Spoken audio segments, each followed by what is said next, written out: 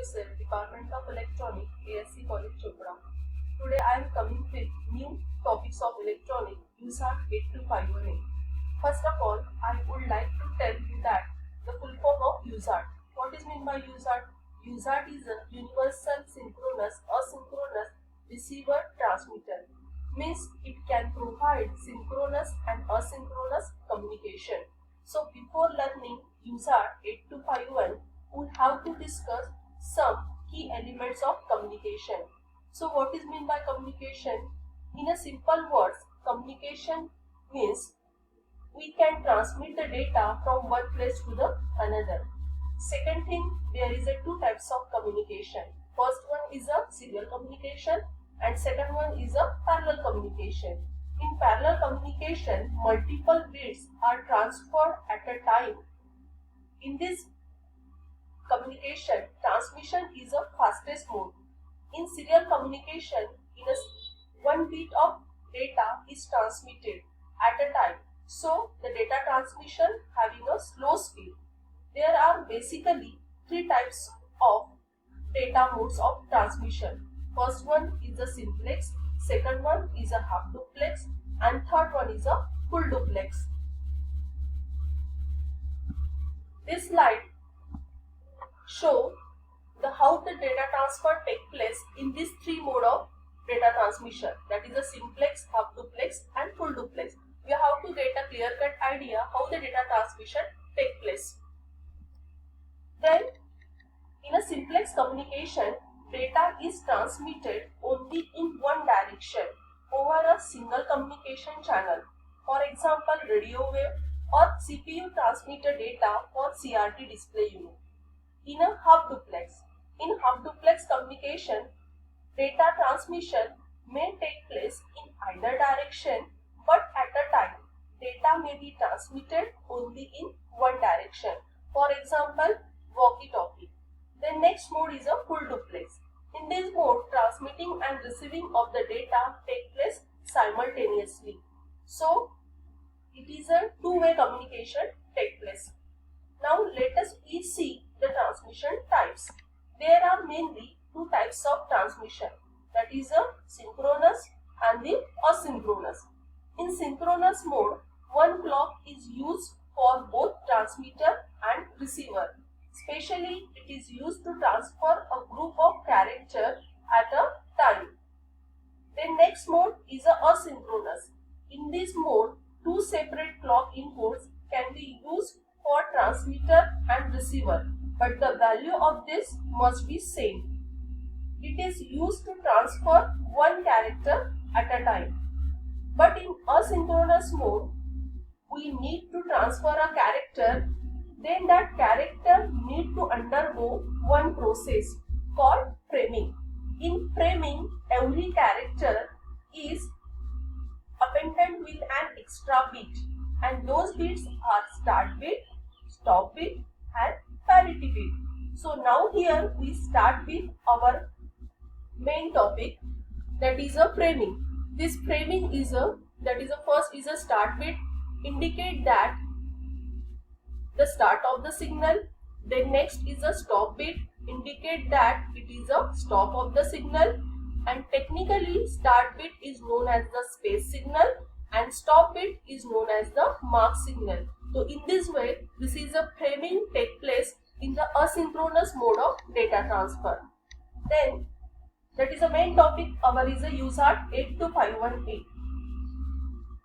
So the USART will be acting as an interface circuit between the microprocessor and the serial port. So USART as something like a technology that acts as an intermediator between the microprocessor and the external peripheral. We all know that microprocessor does not have any external port in it. So in order to communicate with the serial peripherals, then the processor needs to have some port. Then those ports are given with the help of USART. As the microprocessor understands the parallel data, whereas external peripheral understand the serial data. So basically serial to parallel and parallel to serial is done by the USART. This USART technology is being installed on an IC named as 8251A. Now let us please see the basic pin structure of 8251A. This 8251A is provided in 28 pin dual inline package. This is a pin description of 8251A. Then this is the architecture block diagram of 8251A. This block diagram is mainly consisting of data bus buffer, read-write control logic, modem control. Then next block is a transmitter control and the receiver control. So we detail description of this block. We can see that is the first block is a data bus buffer. Data bus buffer interfaces the internal bus of the circuit with a system bus. Then next block is a read-write control logic. This block controls the operation of the peripherals depending upon the operation initiated by the CPU. Now we see the input signal of this block.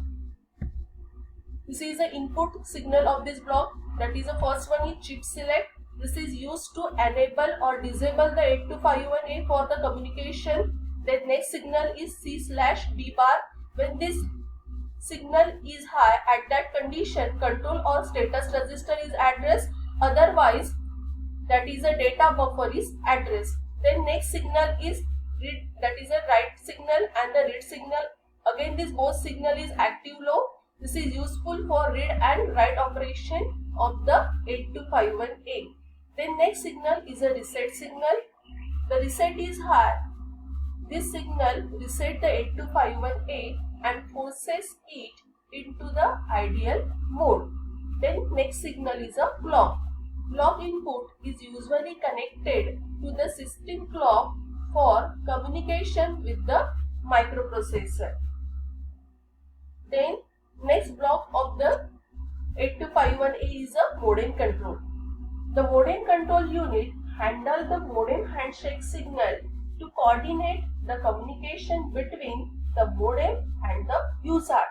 It also having a signals that is a name as a DSR bar. That is a full form is that data set ready. Check if the data set is ready when communication with a modem. The next signal is a DTR bar, data terminal ready, indicates that the device is ready to accept a data when the 8251 is communicating with a modem. The next signal is clear to send. If it is low, the 8251A is enabled to transmit the serial data provided the enable bit in the command byte is set to 1. The next signal is request to send. When it is low, indicate the modem that the receiver is ready to receive a data byte from the modem. Then next block is a transmitter section. This is used to transmit the data byte received by the data buffer from the CPU for a further serial communication. It has a two resistor, buffer resistor to hold the 8 bits and the output resistor to convert the 8 bits into stream of serial bit. Then next section is a receiver section. This section accepts the serial data on the RSD pin and converts them into parallel data. It also having a two resistor, that is the first one is a receiver input resistor and second one is a buffer resistor.